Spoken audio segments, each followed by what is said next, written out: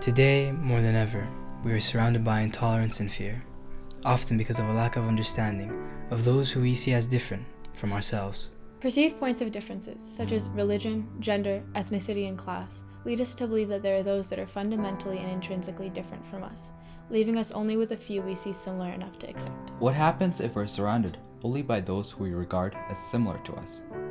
You don't have to look far for this answer, as the answer surrounds us. What happens is we are only exposed to the perspectives we agree with, and we cannot learn, we cannot move forward. Nobody will challenge us. Our opinions and notions will continue to remain as if they are facts, and we won't be able to see the other side of the story.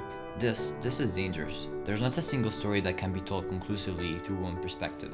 I used to be at a school where everyone shared the same lifestyle and background. Everyone thought the same way, so it was very hard to learn anything from one another. The relationships felt static.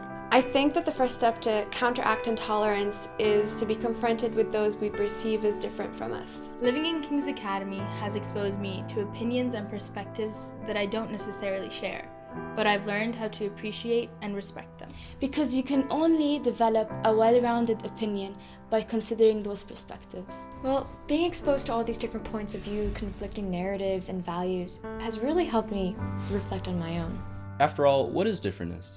There are students here who've come from the brink of poverty and those whose fortunes are virtually immeasurable. There are students here whose homes have been ruined by war, and others who come from safe, gated communities. There are students who have traveled all the way across the world to study here, and others who could practically walk to campus. There are students who are native English speakers and others who hardly spoke a word when they first joined our school.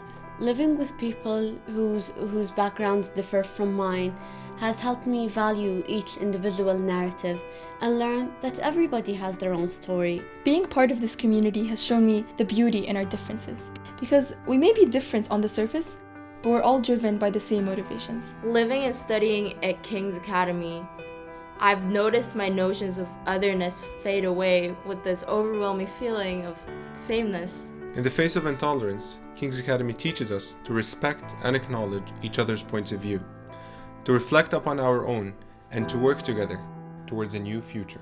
A new future created by a generation of open-minded global citizens. A new future created by us. And this is exactly what His Majesty King Abdullah II envisioned when he founded King's Academy.